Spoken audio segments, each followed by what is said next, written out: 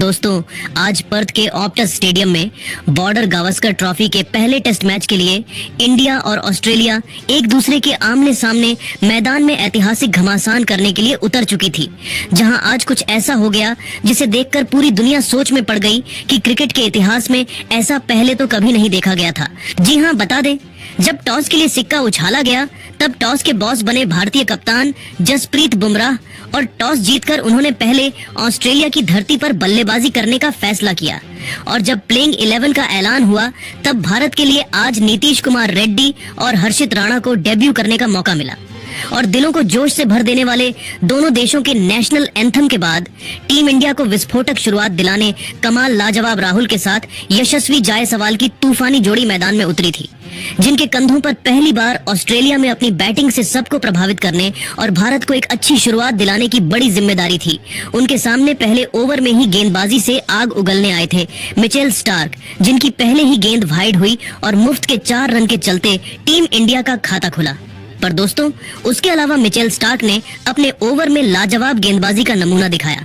जहां पहले ओवर के बाद मुश्किल से टीम इंडिया 6 रन बना पाई थी, तो इसी बढ़ते दबाव का फायदा तीसरा ओवर लेकर आए मिचेल स्टार्क ने उठाया और अपनी पहली ही गेंद पर ऐसा चमत्कार दिखाया कि उनकी कातिलाना गेंद यशस्वी के बल्ले का किनारा ले गई और गली में खड़े मैक्सवेनी ने कोई गलती नहीं की। जहां ऑस्ट्रेलिया में पहली चुनौती में तो यशस्वी बुरी तरीके से फ्लॉप साबित हुए और 8 गेंदें खेलकर बिना खाता खोले इस खिलाड़ी को पवेलियन लौटना पड़ा और टीम इंडिया की तूफानी शुरुआत की उम्मीद पर तो स्टार्क ने पहले ही पानी फेर दिया। उनके आउट होने के बाद अब देवदत्त पद्दिकल को मैदान में मोर्चा संभालने के लिए भेजा गया था, लेकिन स्टार्क की गेंद का सामना कर पाना उनके बस की बात कहाँ थी। उन्हें तो हवा भी नहीं लग रही थी कि गेंद आ कहाँ रही है और जा कहाँ रही है। यहाँ तक कि एक रन भी स्कोर बोर्ड में जोड़ पाना नामुमकिन था। धीरे धीरे यह दोनों टीम इंडिया को मुकाबले में जीवित रखने की भरपूर कोशिश कर रहे थे। 9 ओवर में टीम इंडिया ने 14 रन बनाए थे, लेकिन दोस्तों, उनकी यह रणनीति ज्यादा लंबी नहीं चली और फिर ऑस्ट्रेलिया के गेंदबाजों ने ऐसा सितम ढाया कि भारत के बैटिंग क्रम को ताश के पत्तों की तरह बिखेर दिया। जहां 11वां ओवर लेकर आए हैजलवुड ने ओवर की अंतिम गेंद पर पद्दिकल को अपने जाल में फंसाया। गेंद उनके बल्ले का बाहरी किनारा लेकर सीधा विकेट कीपर कैरी के दस्तानों में चली गई, जहां पद्दिकल तो 23 गेंदें खेलकर खाता भी नहीं खोल पाए थे और केवल 14 रनों के स्कोर पर टीम इंडिया के 2 धुरंधर घुटने टेक चुके थे। भारतीय टीम मुश्किल में नजर आ रही थी। ऐसे में अब टीम इंडिया को मुश्किल से निकालने के लिए भारत की आखिरी उम्मीद विराट कोहली मैदान में आ चुके थे। आते ही विराट कोहली ने भी गेंदबाजों ने कड़ी अग्नि परीक्षा लेना शुरू किया। 16वां ओवर लेकर आए पैट कमिंस की अंतिम गेंद पर अपनी ट्रेडमार्क शानदार कवर ड्राइव से चौका बटोरकर विराट ने अपने तेवर ऑस्ट्रेलिया को दिखा दिए थे। 16 ओवर में ही टीम इंडिया ने 32 रन बना लिए थे। ऐसा लगा था कि राहुल और कोहली टीम इंडिया को मैच में मजबूत स्थिति में पहुंचा देंगे, लेकिन दोस्तों, तभी भारत की खुशियों को किसी की नजर लग जाती है और 17वां ओवर लेकर आए जोश हेजलवुड ने विराट कोहली को उस्मान ख्वाजा के हाथों कैच आउट करवाकर भारतीय बल्लेबाजी क्रम की कमर तोड़कर रख दी थी। जहां विराट कोहली 12 गेंदें खेलकर केवल 5 रन बना पाए और 32 के स्कोर पर ही भारत के टॉप 3 बल्लेबाज पेवेलियन चल दिए थे। पूरे देश का दिल टूट गया था, क्योंकि अब तो ऐसा लग रहा था कि टीम इंडिया 100 रनों से पहले ही ऑल आउट ना हो जाए। ऐसे में इस अनहोनी को टालने की जिम्मेदारी अब के एल राहुल के साथ ऋषभ पंत के मजबूत कंधों पर आ गई थी। राहत की बात यह थी कि राहुल सॉलिड फॉर्म में नजर आ रहे थे। अगले ही ओवर में कमिंस को चौका मारकर उन्होंने ऑस्ट्रेलिया की विकेट के खुशियों को मातम में बदल दिया, जिसके दम पर 20 ओवर में टीम इंडिया 40 रन 3 विकेट के नुकसान पर बना पाई थी।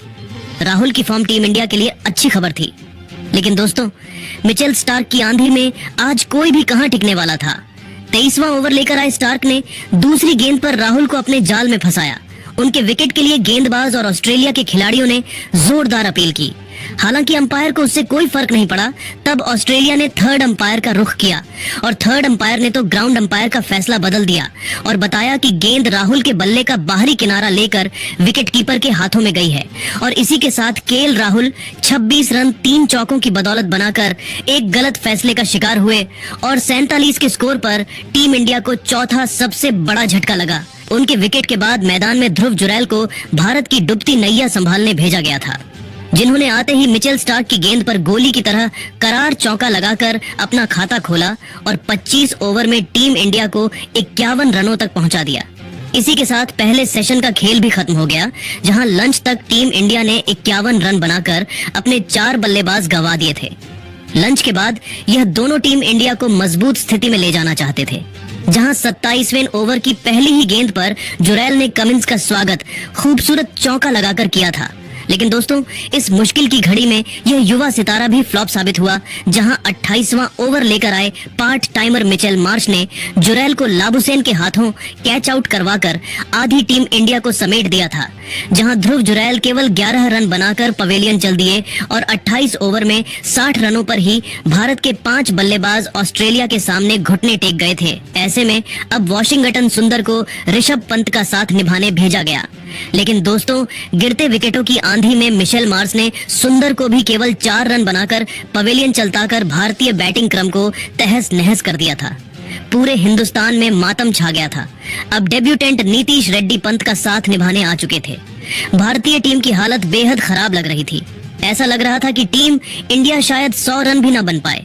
केवल ऋषभ पंत ही टीम इंडिया की आखिरी उम्मीद बनकर मैदान में टिके हुए थे और ऑस्ट्रेलियाई गेंदबाजों का चट्टान की तरह डटकर सामना कर रहे थे। 33 ओवर के बाद टीम इंडिया का स्कोर 6 विकेट के नुकसान पर 74 रन हो पाया था। तो 34वां ओवर लेकर आए मार्श का स्वागत ऋषभ ने थप्पड़ की तरह करार चौका लगाकर किया और दबाव की बेड़ियां तोड़ना शुरू कर दिया था। तो दूसरी तरफ जैसे ही पारी के 36वें ओवर में नेथन लायन आते हैं, उनके खिलाफ ढाबा बोलते हुए बिल्कुल सीधे चौका जड़कर नीतीश ने भी आक्रामक रुख अपनाना शुरू कर दिया था। तो 5वीं गेंद पर नीतीश ने 2 कदम आगे निकलकर इस बार कवर के ऊपर से गेंद को बाउंड्री के पार फेंक दिया। इन दोनों के बीच एक अच्छी साझेदारी पनप रही थी, जहां 36 ओवर में ही टीम इंडिया ने 91 रन बना लिए थे। 40वां ओवर लेकर आए नेशन लियोन को चौका मार करना केवल नीतीश रेड्डी ने टीम इंडिया को 100 रनों के पर पहुंचा दिया था। भारतीय टीम मैच में वापसी करती नजर आ रही थी। ऋषभ तो अब आक्रामक अंदाज में आ चुके थे। कमिंस की गेंद पर विकेट के पीछे छक्का लगाकर उन्होंने काउंटर अटैक की रणनीति अपनाई थी और उदास भारतीय फैंस के चेहरे पर मुस्कान लाने का काम भी किया था। लेकिन दोस्तों, तभी 46वां ओवर लेकर आए पैट कमिंस ने अपनी 5वीं गेंद पर ऋषभ को अपने जाल में फंसा लिया, जहां ऋषभ पंत तो सीधा मिड विकेट में खड़े स्टीव स्मिथ की गोदी में गेंद मार बैठे और एक आसान सा कैच देकर ऋषभ पंत 3 चौके 1 छक्के से सजी 37 रनों की शानदार पारी खेलकर पवेलियन लौट गए। तो उनके आउट होने के बाद मैदान में आए हर्षित राणा ने चौके से अपना खता तो जरूर खोला, लेकिन अगली ही गेंद पर ईंट का जवाब पत्थर से देते हुए हेजलवुड ने हर्षित को पवेलियन का रास्ता दिखाकर भारत के 8 बल्लेबाजों को ढेर कर दिया था, जहां हर्षित केवल 7 रनों का योगदान दे पाए। ऐसे में अब नीतीश रेड्डी का साथ निभाने खुद कप्तान बुमराह को उतारना पड़ा था। नीतीश का बल्ला तो आग उगल रहा था। 48वां ओवर लेकर आए कमिंस की आखिरी गेंद पर कट खेलते हुए नीतीश ने तूफानी छक्का बटोरा। तो 49वां ओवर में बुमराह के बल्ले से भी एक शानदार छक्का एज के रूप में देखने को मिला। लेकिन दोस्तों, अगली ही गेंद पर हेजलवुड ने इस बार बुमराह का शिकार कर टीम इंडिया के 9 बल्लेबाजों को पवेलियन का रास्ता दिखा दिया था। दूसरी तरफ नीतीश अकेले ही लगे हुए थे गेंदबाजों की कुटाई करने में। 29वें ओवर में कमिंस की गेंद पर चौका लगाकर उन्होंने टीम इंडिया का 150 रनों तक पहुंचाया, लेकिन अगली ही गेंद पर उस्मान ख्वाजा के हाथों वह कैच आउट हो गए। उन्होंने 6 चौकों और 1 छक्के की बदौलत 41 रन बनाए और पूरी की पूरी टीम इंडिया पहली पारी में केवल 150 रनों पर ऑन आउट हो गई थी। अब ऑस्ट्रेलिया को शानदार शुरुआत दिलाने उस्मान ख्वाजा के साथ नए नवेले खिलाड़ी मैक्सविनी की जोड़ी मैदान में उतरी थी। वहां दूसरी तरफ टीम इंडिया को जल्द से जल्द विकेट चाहिए था और भारत के लिए यह काम किया कप्तान जसप्रीत बुमराह ने, जिन्होंने मैक्सविनी को एलबीडब्ल्यू कर टीम इंडिया को पहली सफलता दिलाई और यह खिलाड़ी 10 रन बनाकर पवेलियन चल दिया। उनके आउट होने के बाद अब मैदान में आए थे मार्नस लाबुसैन, लेकिन भारतीय गेंदबाजों के सामने रन बनाना इतना आसान नहीं था। 5 ओवर में ऑस्ट्रेलिया में मुश्किल से 18 रन बना पाई थी। तो बुमराह ने कर बरपाते हुए इस बार उस्मान ख्वाजा को स्लिप में विराट के हाथों कैच आउट करवाकर टीम इंडिया को दूसरी सफलता दिलाई, जहां ख्वाजा केवल 8 रन बनाकर पवेलियन चल दिए। तो मैदान में आए स्टीव स्मिथ को खाता भी बुमराह ने खोलने नहीं दिया और 19 पर ही 3 धुरंधर ऑस्ट्रेलिया के भारत के आगे घुटने टेक गए थे। तो फिर गेंद लेकर आए हर्षित ने ट्रेविस हेड के विकेट उखाड़कर ऑस्ट्रेलिया की धज्जियां उड़ाकर रख दी और केवल 31 पर ही उनके 4 बल्लेबाजों को धूल चटा दी। जहां टीम इंडिया न केवल मैच में तगड़ी स्थिति में आ गई, बल्कि अब लाबुसैन और मिचेल मार्श जैसी बैटिंग कर रहे थे। लग रहा था कि ऑस्ट्रेलिया तो 100 रनों से पहले ही ऑन आउट हो जाएगी और पहले दिन टीम इंडिया को लीड मिल जाएगी। लेकिन दोस्तों, अब आपको क्या लगता है कि टीम इंडिया ये पहला टेस्ट मैच जीत पाएगी या नहीं? अपनी कीमती राय नीचे कमेंट करके जरूर बताइए और ऐसे ही शानदार खबरें सबसे पहले जानने के लिए हमारे इस वीडियो को लाइक और चैनल को सब्सक्राइब